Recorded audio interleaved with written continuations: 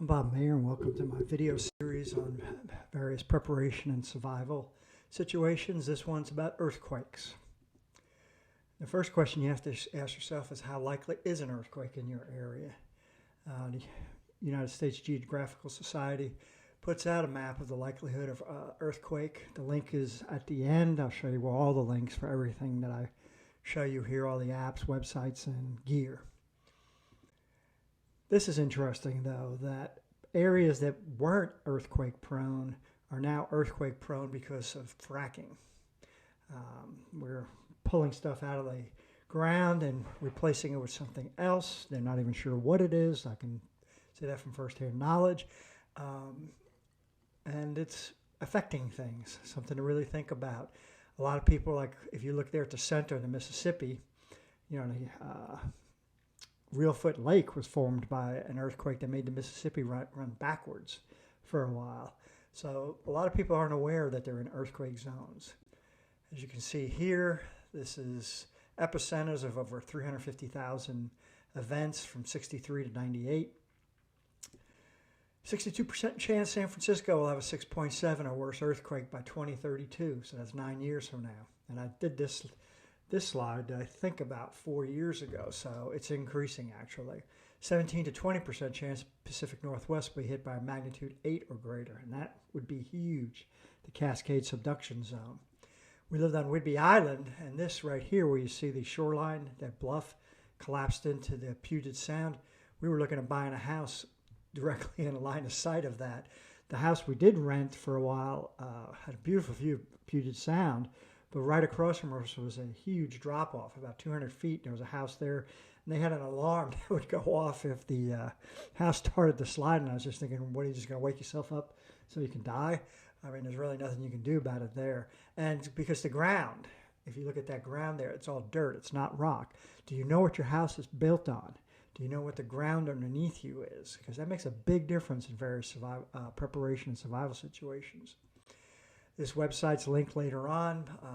Again, latest earthquake statistics, real-time feeds, notification. Those are all apps I'll talk about later on. So how to prepare your home. If it's not secured, it's going to move. Secure everything hung on the walls with a closed hook to a stud. Okay, anchor your furniture, secure your TV, stereos, computer monitors. I wouldn't put that mirror over your bed. Not a good idea. What's on your shelves, that's going off. Your windows should be made of safety glass or cover them with shatter-resistant film. Ceiling fans and lights, that's why they come with that extra chain that you hook up separately.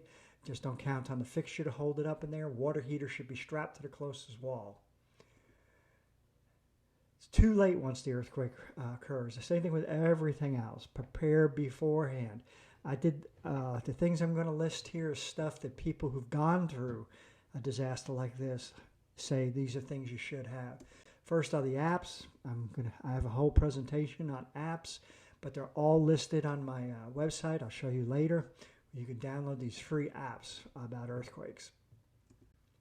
Water. I keep beating this to death. 2 cases of water per person at least. Okay? A case of water will last you 3 days. So 2 cases, 6 days. You know, if you notice all disasters, what's the first thing they're trucking in afterward? It's cases of water. I recommend getting filters just to supplement the water. If you have a really bad earthquake, your water mains are going to be busted. Water is going to be a priority. With filters, you could take water that other people might not be able to drink, and you'll be able to use it. These are 2 high volume filters, but also you can have just these personal ones. The one on the right's a water bottle that has a built-in filter. It's good for camping. The one on the left I keep in my day pack just in case I need to, fill up my canteen from someplace in nature. Always filter your water. Flashlight and spare batteries, yes, always, because the earthquake's not going to happen at, a bright sunny day in the 3 o'clock in the afternoon. It's going to happen in the middle of the night. Have it within reach of your bed. Also have your shoes within reach of your bed. There's going to be broken glass and everything. People say that's really important. A flashlight and shoes that you can just get off the bed, put your shoes on, and move about if you have to. First aid kit, if you want to just get a pre-built one rather than building your own. I'm going to link to this at the end. A lot of bad injuries with earthquakes, with things falling.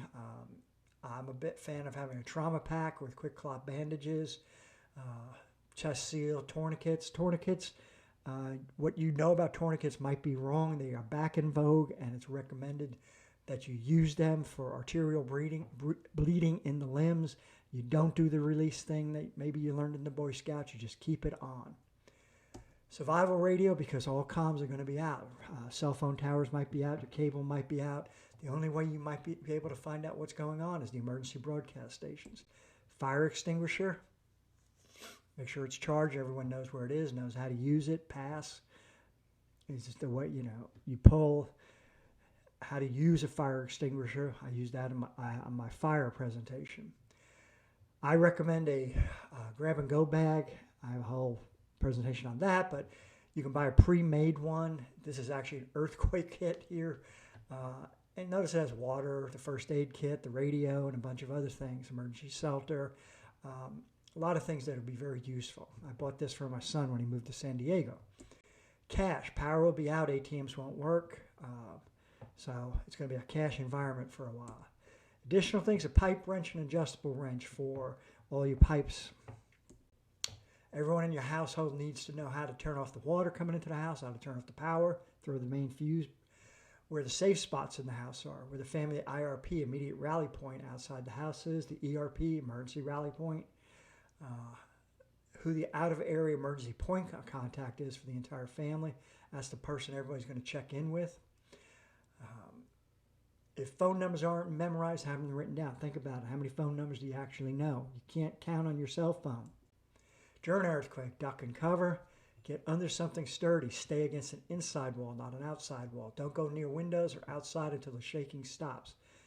Only doorways that are in load-bearing walls are safe. Do not hold on to your pet. They're smarter than you. If in bed, stay there. Unless you have that. Again, don't do that heavy mirror directly overhead. Again, always have shoes and flashlights within reach.